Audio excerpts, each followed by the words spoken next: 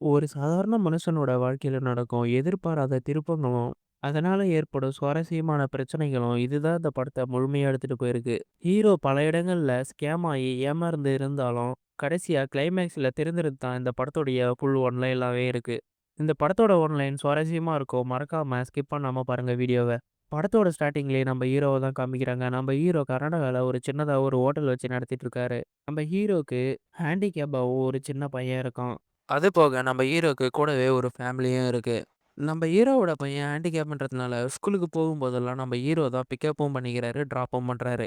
இதனாலேயே ஒரு நாள் பையன பிக்கப் பண்ண போகும்போது, பையன திடீர்னு ஸ்கூல்ல காணோம். அந்த டைம்ல பார்த்தீங்கன்னா, ஸ்கூல்ல போயிட்டு கம்ப்ளைண்ட் குடுக்குறாங்க. அங்க போயிட்டு கம்ப்ளைண்ட் குடுத்தா, அங்க இருக்க டீச்சர்ஸ்லாம் கவலைப்படாதீங்க. சிசிடிவி கேமரா இருக்க ஸ்கூல்ல நம்ம கண்டுபிடிச்சிடலாம் அப்படின்ற மாரி சொல்றாங்க. சிசிடிவி கேமராவ செக் பண்ணி பார்த்தா, நம்ம ஹீரோவோட பையன கூட்டிட்டு போனது வேற யாரும் இல்ல, நம்ம ஹீரோவோட ஃபேமிலிக்கு நல்லா தெரிஞ்சவங்களே தான். இத பார்த்த உடனே நம்ம ஹீரோவோட ஃபேமிலியே ஷாக் ஆகுது. அப்படியே பார்த்தீங்கன்னா, கொஞ்சம் ஃப்ளாஷ்பேக்லாம் போறாங்க. அப்படியே கொஞ்சம் வருஷத்துக்கு முன்னாடி மித்ரான்னு சொல்லப்போற ஒரு லேடிய காமிக்கிறாங்க. அந்த லேடி என்ன பண்றாங்கன்னு பார்த்தீங்கன்னா, ஒரு ஹாஸ்பிட்டல்ல போயிட்டு செக்கப்புக்கு போயிருக்காங்க. அங்க இருக்க டாக்டர் "ஒண்ணும் கவலைப்படாதீங்க. உங்களுடைய குழந்தை சூப்பரா இருக்கு. ஆரோக்கியமா இருக்குன்னு" சொல்றது. இத கேட்ட உடனே அந்த மித்ராங்கிற லேடி ஜாலியா வீட்டுக்கு வர, அந்த சமயத்தில பார்த்தீங்கன்னா, ஹவுஸ் ஓனர் அவங்களுடைய வீட்ல இருக்க பொருள்லாம் தூக்கி வெளிய வச்சிருக்காங்க.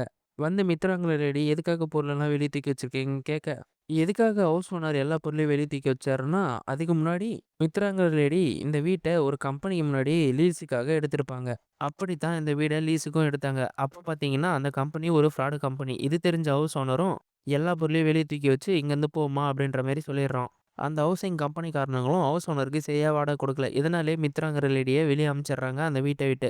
அப்புறமா மித்ராங்கிற லேடி எங்கனா ரென்ட்டுக்கு வீடு கிடைக்குமா? அப்படி இல்லன்னா ஃப்ரெண்டு வீட்ல எங்கனா தங்கலாமான்னு யோசிச்சுட்டு இருக்க டைம்ல, அப்படியே இந்த சைடு நம்ம ஹீரோவையும் காமிக்கிறாங்க. நம்ம ஹீரோ பெரிய வாழ்க்கைலாம் வாழல. ஒரு சாதாரணமான வாழ்க்கை வாழ்ந்துட்டு இருக்காரு. ஹீரோக்கு வாழ்க்கையில பல கடன்களும், பல இஎம்ஐ தொல்லைகளும் இருக்கு. இருந்தாலும் நம்ம ஹீரோ ஒரு ஈபி ஆபீஸ்ல கேஷியரா ஒர்க் பண்ணிட்டு இருக்காரு. அதே அவரோட வாழ்க்கைக்கு போதுமானதா இருக்கு. அப்படி இந்த சைடு நம்ம யோகி பாபுவும் இருக்காரு. யோகி பாபு அவங்க அம்மாவ கூட்டிட்டு ஹாஸ்பிட்டல் போயிருக்காரு. ஹாஸ்பிட்டல்ல என்ன சொல்றாங்கன்னு பார்த்தீங்கன்னா, தன்னுடைய அம்மாவுக்கு கேன்சர் இருக்குன்னு சொல்றாங்க. இத கேட்ட யோகி பாபுவும் ரொம்பவே ஷாக் ஆகுறாரு. அது சரி பண்ணணும்னா ரூ. 10,00,000 கிட்ட செலவாகும்னு சொல்றாங்க. யோகி பாபுவும் என்ன பண்றதுன்னு தெரியாம தன்னுடைய அப்பாவ நெனச்சு பார்க்குறாரு. தன்னுடைய அப்பா தான் பிற்காலத்துல நெறைய பேருக்கு ட்ரஸ்ட்டுங்களுக்குலாம் காசு குடுத்து உதவியிருக்காரு. நம்ம யாருன்னா போயிட்டு கேட்போம். அவங்க கிட்ட கேட்டா நமக்கு யாருனா ஹெல்ப் பண்ணுவாங்க அப்படின்னு சொல்லிட்டு போய் கேட்டா, எல்லாருமே தட்டி கழிச்சுட்டு இருக்கானுங்க. இப்போ யோகி பாபுவோட வாழ்க்கையும் ரொம்ப பிரச்சனையா தான் இருக்கு. இப்ப தான் கதையில ஒரு ட்விஸ்ட்டு. 3 பேரோட வாழ்க்கையும் ஒண்ணா காமிக்கிறாங்க. மித்ராங்கிற லேடி, அப்புறம் நம்ம ஹீரோ, யோகி பாபு. இவங்களோட 3 பேரோட வாழ்க்கையும் ஒண்ணாவே பார்க்க ஆரம்பிக்கிறாங்க இந்த கதையில. 3 பேரையுமே அவங்களுடைய ஒரு லைஃப்ல பிரச்சனைகளோட தான் இருக்காங்க. இப்போ 3 பேரோட வாழ்க்கையும் கேள்விக்குறியில நிக்கும்போது, நம்ம ஹீரோ பல கடன் பிரச்சனையிலே இருக்காரு. அப்ப என்ன பண்றாருன்னு பார்த்தீங்கன்னா, நம்ம ஹீரோவோட ஃப்ரெண்டு ட்ரேடிங் பண்ணி சம்பாதிச்சுட்டு இருக்காரு. அவங்ககிட்ட போயிட்டு, "எனக்கு ஏதாவது ஹெல்ப் பண்றியா? நானும் ட்ரேடிங் பண்ணி சம்பாரிக்கிறேன். எனக்கு கடன் இருக்குன்ற" மாரி சொல்ல, நம்ம ஹீரோ கிட்ட தன்னுடைய ஃப்ரெண்ட் என்ன சொல்றாருன்னு பார்த்தீங்கன்னா, "நீ எதனா பணம் எடுத்துட்டு வா. அப்பதான் நம்மளால ட்ரேடிங் பண்ணி சம்பாரிக்க முடியுன்ற" மாரி சொல்ல, நம்ம ஹீரோவும் பணத்துக்கு என்ன பண்றதுன்னு தெரியாம முழிச்சிருக்காரு. அப்பதான் நம்ம ஹீரோ ரெகுலரா ஒரு ஹோட்டலுக்கு சாப்பிட போவாரு. அந்த ஹோட்டல்காரு நெறைய பணங்கள குடுத்து, இந்த மாரி என்னோட ஹோட்டலோட கரண்ட் பில்ல கட்டுரு அப்படின்ற மாரி குடுக்குறாரு. அவ்ளோ பணத்த பார்த்த நம்ம ஹீரோ சும்மா இல்லாம இபி ஆஃபீஸ்க்கு போய் இபி ஆஃபீஸ்ல கேஷியரா ஒர்க் பண்றாரு இல்லையா? என்ன பண்றாருன்னு பார்த்தீங்கன்னா, இபி ஆஃபீஸ்க்கு போயிட்டு, அங்க போயிட்டு என்ன பண்றாருன்னா, பிரிண்டிங் ஆவுற பில் மிஷின ரிப்பேர் பண்ணிட்டா, நம்ம எல்லாருமே கரண்ட் பில் கட்டுனத கைப்பட தான் எழுதி குடுக்கணும். ஹீரோ என்ன பண்றாருன்னா, அந்த பிரிண்டிங் மிஷின உடைச்சிடுறாரு, ரிப்பேரும் பண்ணிடுறாரு. அதுக்கப்புறமா நம்ப அந்த ஹோட்டல்கார் குடுத்த பணத்த எல்லாமே இவரே ஹீரோவே வச்சுக்கிட்டு, அவருடைய கரண்ட் பில் கட்டுனதா கைப்பட எழுதி, இவரே சைன் போட்டு குடுத்துர்றாரு. இந்த மாரி நம்ம ஹீரோவும் ஏமாத்த ஆரம்பிச்சுடுறாரு. அப்படியே இந்த சைடு நம்ம மித்ராங்கிற லேடி என்ன பண்றாங்கன்னு பார்த்தீங்கன்னா, ஆல்ரெடி அவங்க ஒரு ஸ்கேம்ல ஏமாந்துட்டாங்க. அதாவது ரென்ட்டுக்கு வாடகை குடுக்காம, லீஸுக்காக கம்பெனி குடுக்கும்னு நம்பி ஏமாந்துருக்காங்க. அதே ஃபார்முலாவ தான் நம்ம இங்க மித்ரா லேடியும் யூஸ் பண்றாங்க. என்ன பண்றாங்கன்னா, சென்னையில இருக்க நெறைய வாடகை வீட்டுக்கு போயிட்டு, "உங்களுடைய வீடுகளுக்கு நாங்க ஆட்கள கூட்டு வரோம்" அப்படி சொல்லிட்டு, அங்க வாடகை வர ஆட்கள்ட்ட நெறைய பணங்கள வாங்கி ரொட்டேஷன் விட்டு சம்பாரிக்கவும் ஆரம்பிக்கிறாங்க. அதே மாரி ஒரு ஸ்கேம் கம்பெனியாவும் மாத்தவும் ஆரம்பிக்கிறாங்க மித்ரா. இப்ப மித்ராங்கிற லேடியும் அதே மாரி ஸ்கேம் பண்ணி சம்பாரிக்கவும் ஆரம்பிச்சுட்டாங்க. இப்படியே இந்த சைடு யோகி பாபுவ பார்த்தா, தன்னுடைய அம்மாவுக்கு சீரியஸா இருக்கு. நம்ம அம்மாவ எப்படியாவது காப்பாத்தணும்னு சொல்லிட்டு, தன்னுடைய அப்பா ட்ரஸ்ட்டுக்காக டொனேட் பண்ற ஒரு அக்கவுண்ட்ட வச்சிருக்காரு. அந்த அக்கவுண்ட்ல நம்ம யோகி பாபுவும் போயிட்டு ஒரு போஸ்ட் போடுறாரு. தன்னுடைய அம்மாக்கு பிளட் கேன்சர் இருக்கு. சரி பண்ண ரூ. 10,00,000 ஆகும் அப்படி சொல்லிட்டு ஒரு போஸ்ட்ட போடுறாரு. இப்ப எப்படி காசு கிரெடிட் ஆகுது பாருன்னு அவங்க அம்மாகிட்டயே சொல்றாரு யோகி பாபு. இத பார்த்த ஏகப்பட்ட பேரும் காசு டொனேட் பண்ண ஆரம்பிக்கிறாங்க. இப்போ யோகி பாபுக்கு பணம் ரெடி ஆயிடுச்சு. ஹாஸ்பிட்டலுக்கும் போறாரு. என்னுடைய அம்மாவ கூட்டு போனோனே, அங்க இருக்க பெரிய டாக்டர பார்க்குறாங்க. அந்த பெரிய டாக்டர்ட்ட ஸ்கேன் எடுத்து பார்த்தா, "உங்க அம்மாக்கு பிளட் கேன்சர்லாம் எதுவும் கிடையாது. ரொம்பவே நல்லா தான் இருக்காங்க." அப்படின்ற மாரி சொல்ல, சின்ன டாக்டர் கிட்ட போய் பார்க்கும்போது என்ன சொல்றாருன்னா, அந்த சின்ன டாக்டரும், "ஐய்யய்யோ! தெரியாம இந்த அம்மாக்கு நம்ம கேன்சர் சொல்லிட்டோமேன்னு" அவர் சொன்னதுலேருந்து மனம் குறுகிட்டே இருந்திருப்பாரு போல. அவர் மனசுல என்ன நெனைக்கிறாருன்னு பார்த்தீங்கன்னா, "நம்ப பேசாம உங்க அம்மாவுக்கு உடம்புலயே கேன்சர் கட்டி கரைஞ்சிருச்சுன்னு பொய் சொல்லிடலாம்னு" சொல்லிட்டு அதையும் சொல்லிடுறாங்க. யோகி பாபுக்கு எப்படி பார்த்தாலுமே ஓகே தான். "ஓ! கேன்சர் இல்லையா?" அப்படின்னா சந்தோஷன்ற மாரி தான். இப்போ யோகி பாபுவும், ஐயோ! எல்லாருமே டொனேட் பண்ணாங்களே இவ்ளோ பணத்த, எல்லாத்தையும் திருப்பி குடுத்துடலாம் அவங்கள்ட்டயே அப்டி சொல்லிட்டு என்ன பண்றாருன்னு பார்த்தீங்கன்னா, சொல்லிட்டு இருக்காரு அவங்க அம்மாகிட்ட. அவங்க அம்மா "நம்ப எதுக்குடா குடுக்கணும்? உங்க அப்பா எவ்ளோ சம்பாரிச்சு எவ்ளோ ட்ரஸ்ட்டுங்களுக்கு உதவி பண்ணியிருக்காரு தெரியுமா? யாருமே நமக்கு ரிட்டர்ன் உதவி பண்ண மாட்டாங்க. இந்த பணத்த அப்டியே வைடா" அப்டின்ற மாரி சொல்லிடுறாங்க. இப்ப யோகி பாபு அவங்க அம்மா என்ன சொல்றாங்கன்னா, "இந்த பணத்த ரொட்டேஷன்ல விடு. அதுலேருந்து வர வருமானத்த வச்சுக்கிட்டு மத்தவங்க யாருனா கஷ்டம்னு வந்து கேட்கறாங்கல்ல, அவங்களுக்கு இந்த பணத்த நம்ம குடுத்துடலாம்." அப்டின்ற மாரி சொல்றாங்க. இத கேட்ட யோகி பாபுவும், "ஓ! சரி ஓகே. என்ன பண்றது?" அப்டி சொல்லிட்டு இதையும் பண்ண ஆரம்பிக்கிறாரு. இப்போ நம்ப யோகி பாபுவும் எப்டி ஏமாத்தி சம்பாரிக்கிற வழியில வந்துட்டாரு. அப்டி இந்த சைடு பார்த்தா, நம்ம ஹீரோ ட்ரேடிங்ல நெறையவே சம்பாதிச்சுட்டு இருக்காரு. அப்பதான் நம்ம ஹீரோ சம்பாரிச்ச பணத்த என்ன பண்றதுன்னு தெரியாம, ஒரு இன்ட்ரஸ்ட் கம்பெனி ஆரம்பிக்கிறாங்க. இத பார்த்த நம்ம யோகி பாபுவும், நம்ம மித்ரா லேடியும் 2 பேருமே சேர்ந்து என்ன பண்றாங்கன்னா, நம்ம ஹீரோ ஆரம்பிக்கிற அந்த இன்ட்ரஸ்ட் கம்பெனில வந்து தன்னுடைய பணங்கள எல்லாத்தையுமே குடுக்குறாங்க. குடுத்து அத ரொட்டேஷன்ல விட்டு நம்ம ஹீரோ வந்து டபுள் ஆக்கி தருவாருன்னு சொல்லிட்டு நம்பிக்கையில யோகி பாபுவும், மித்ரா லேடியும் 2 பேருமே நம்ம ஹீரோவோட கம்பெனில வந்து பணத்த போட்டுடுறாங்க.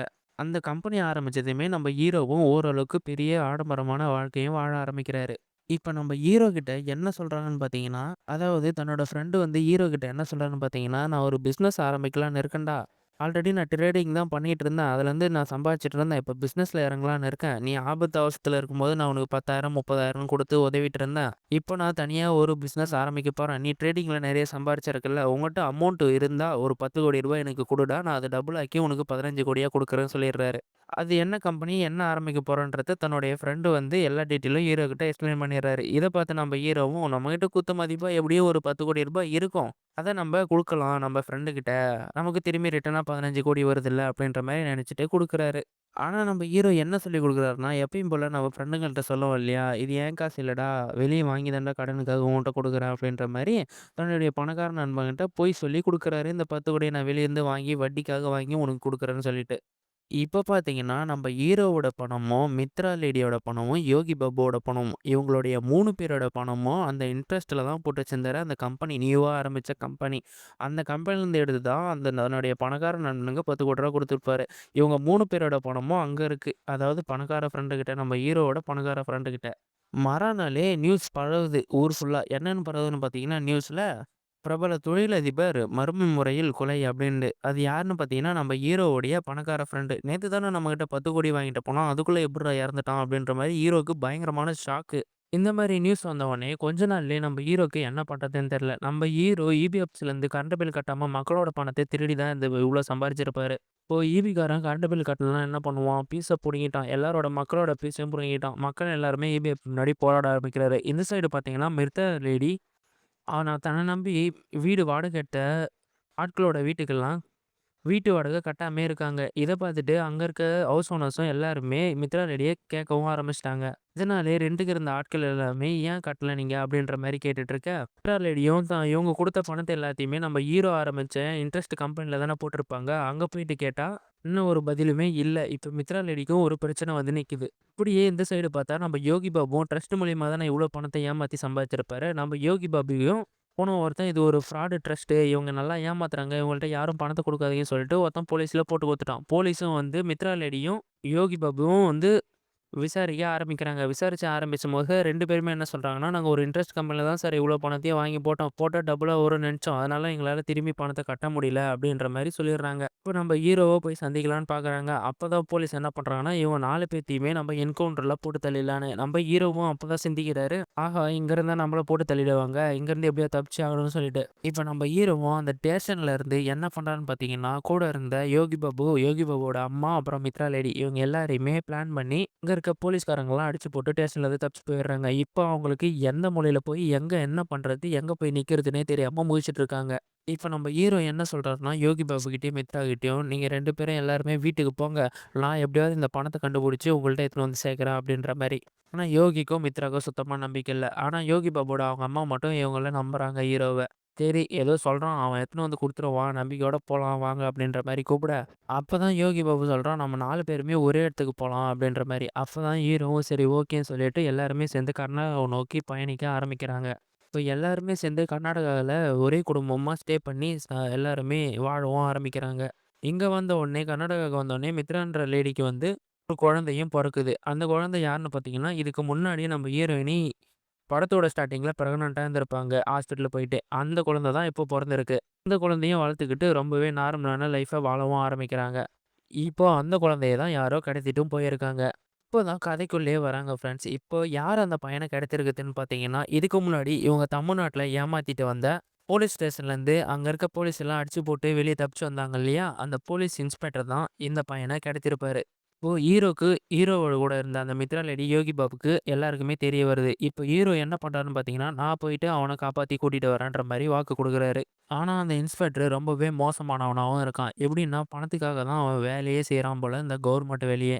இப்போ அந்த இன்ஸ்பெக்டருக்கு பணம் தேவைப்படுது. எப்படின்னா, அவன் இன்ஸ்பெக்டர் வந்து தன்னுடைய வேலைய நான் ராஜினாமா பண்ணா கூட, வாழ்நாள் முழுக்க நான் பணக்காரனாவே வாழ்ந்துட்டு சாகணும். அந்த அளவுக்கு எனக்கு பணம் வேணும். அப்படின்னா தான் உங்க பையன நான் குடுப்பேன். இல்லன்னா குடுக்க மாட்டேன். அப்படின்ற மாரி இன்ஸ்பெக்டர் சொல்றான். இத கேட்ட நம்ம ஹீரோவும் ரொம்பவே ஷாக் ஆகுறாரு. இவ்ளோ பணத்துக்கு நம்ம எங்கடா போவோம்? ஆல்ரெடி 10,00,00,000 ஸ்கேம் ஆயிட்டு தான்டா இங்க வந்தோம் கர்நாடகாக்கு அப்படின்ற மாரி. நம்ம ஹீரோவும் அந்த போலீஸ் இன்ஸ்பெக்டர சந்திச்சு, "சரிங்க சார் உங்களுக்கு தேவை பணம். நான் அடுத்து ஒரு பிளானோட வந்து ஒரு ஸ்ட்ராட்டஜியோட வந்து நான் உங்கள சந்திக்கிறேன்." அப்படின்ற மாரி சொல்லிட்டு போறாரு. இப்போ நம்ம ஹீரோ வீட்டுக்கு வந்து ரொம்பவே ஃபீல் பண்றாரு. என்னன்னு பார்த்தீங்கன்னா, ச்சே நம்மளால தானே இவங்க எல்லாம் இவ்ளோ ஸ்கேம் ஆயிட்டாங்க. நம்ம பண்ண தப்பால இவங்கலாம் தண்டனை அனுபவிக்கிறாங்களே! அதுவும் இல்லாம ஒரு ஹேண்டிகேப் பையனும் இந்த அளவுக்கு அனுபவிக்கிறானே கொடுமைய அப்படின்ற மாரி நம்ம ஹீரோ ரொம்பவே கண் கலங்குறாரு. இப்ப நம்ம ஹீரோவும் எப்படியாவது வாழ்நாள் ஃபுல்லா அந்த இன்ஸ்பெக்டர் செட்டில் ஆகுற மாரி ஒரு அமௌண்ட்ட செட்டில் பண்ணியே ஆகணும். அதுக்கு என்ன பண்றதுன்னு தெரியாம ஹீரோ முழிச்சுட்டு இருக்க, அப்பதான் நம்ம ஹீரோ சென்னையிலேருந்து வெளிய வரும்போது ஒரு காலியான டோல்கேட்ட ஒண்ண பார்த்திருப்பாரு.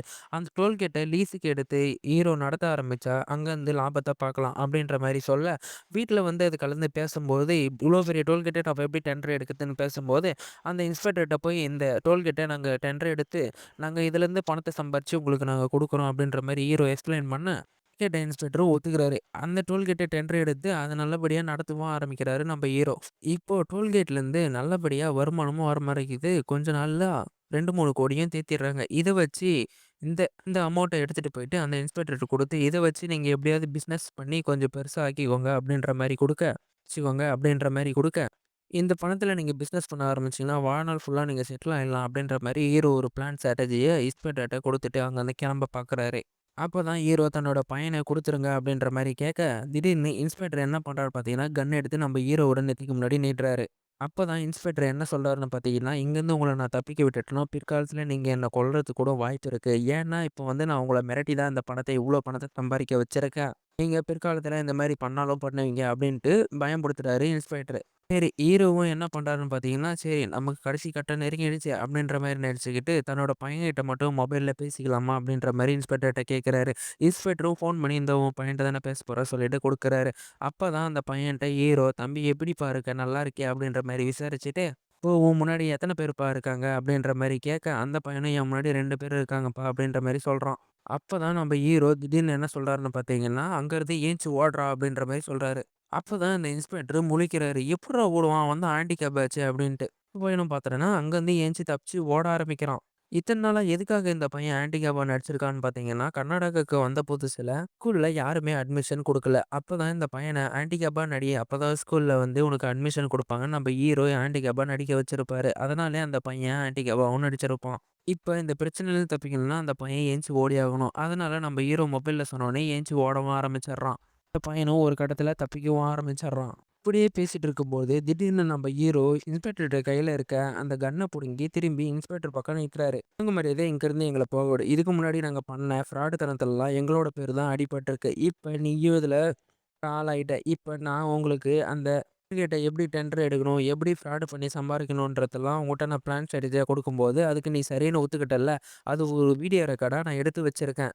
அத நான் சிபிஐ ஆஃபீஸ்க்கு அனுப்பிடுவேன்." அப்படின்ற மாரி ஹீரோ மிரட்டுறாரு. இப்போ அந்த சிபிஐ ஆஃபீஸ்க்கு அந்த ஃபுட்டேஜ நம்ம ஹீரோ அனுப்பிச்சதுனால, அங்க இருக்கவங்களும் இன்ஸ்பெக்டர வந்து கைது பண்ணிட்டு போயிடுறாங்க. இப்ப அந்த ஹேண்டிகேப் பையனும் தப்பிச்சு இந்த குடும்பத்தோட ஒண்ணா சேர்ந்துடுறான். இப்போ அந்த ஃபேமிலியும் நல்லபடியா ஒண்ணாவும் சேர்ந்துடுறாங்க. எப்படியா இருந்தாலும் இவங்க எல்லாருமே தனித்தனி ஆளா இருந்தாலும், ஒரு குடும்பமா ஒண்ணா சேர்ந்து வாழவும் ஆரம்பிக்கிறாங்க ஆரம்ப கட்டத்துல. மாதிரி அந்த பையன தான் பையனா நெனச்சு நம்ம ஹீரோவும் வளர்க்கவும் ஆரம்பிக்கிறாரு. இப்ப குடும்பத்தோட ஒண்ணா சேர்ந்த அந்த பையனும் நம்ம ஹீரோவ தான் ரொம்பவே புடிச்சிருக்குன்ற மாரி கட்டி பிடிச்சு அழவும் ஆரம்பிக்கிறான். கடைசியா இத பார்த்த அந்த மித்ரா லேடியும், ஓ! நம்ப ஹீரோவ தான் இவனுக்கு ரொம்பவும் புடிச்சிருக்கு. அதனால அவனையே நம்ப அதாவது அவன் கூடயே நம்ம பையன் இருக்கட்டும் அப்படின்ற மாரி பேசிட்டு இருக்க, அப்பதான் நம்ம ஹீரோ சொல்றாரு, "நம்ம எல்லாமே இத்தன நாளா ஒரு குடும்பமா தான் நடிச்சிருக்கோம். இனிமேலும் ஒரு குடும்பமாவே இருப்போம்." அப்படின்ற மாரி எல்லாருமே சேர்ந்து ஒரு பிளான் பண்ணி ஒரு குடும்பமாவே வாழவும் ஆரம்பிக்கிறாங்க நல்லபடியா. இப்போ டோல்கேட்லேருந்து வந்த பணத்தில, அந்த இன்ஸ்பெக்டர் போட்டு குடுத்ததுனால, அந்த டோல்கேட் பணமும் இவங்க கிட்டயே தான் இருக்கும் நம்ம ஹீரோ கிட்ட. நம்ம ஹீரோ என்ன பண்றாருன்னா, இதுக்கு முன்னாடி நம்ம ஹீரோ கிட்ட ஸ்கேம் ஆனவங்க, மித்ரா கிட்ட ஸ்கேம் ஆனவங்க, நம்ம யோகி பாபு கிட்ட ஸ்கேம் ஆனவங்க எல்லார்கிட்டயுமே பணத்த ரிட்டர்ன் குடுக்க ஆரம்பிக்கிறாங்க. ரிட்டர்ன் குடுத்துட்டு, "எங்களோட சூழ்நிலை அந்த மாரி பண்ண ஆரம்பிச்சுருச்சு. எங்கள மன்னிச்சுருங்க." அப்படின்ற மாரி குடுத்துடுறாங்க. எல்லா கடனையும் அடைச்சுட்டு எல்லாருமே ஒண்ணா சந்தோஷமாவும் வாழ ஆரம்பிக்கிறாங்க. இதோட இந்த படத்தையும் முடிக்கிறாங்க. ஸோ இந்த படத்தோட எக்ஸ்ப்ளனேஷன் உங்களுக்கு புடிச்சிருந்தா மறக்காம என்னோட சேனல சப்ஸ்கிரைப் பண்ணிக்கோங்க. ஏன்னா, ஒரு நல்ல படம் வந்தா, அத மூவி ரிவ்யூ எடுத்து பண்றது எங்களுடைய கடமை. இந்த படத்த நான் பார்த்தப்ப ரொம்பவே நல்லா இருந்தது. நீங்க பண்ற ஒரு சப்ஸ்கிரைப் எங்களுக்கு மிகப்பெரிய ஆதரவா இருக்கும். மறக்காம சப்ஸ்கிரைப் பண்ணிடுங்க.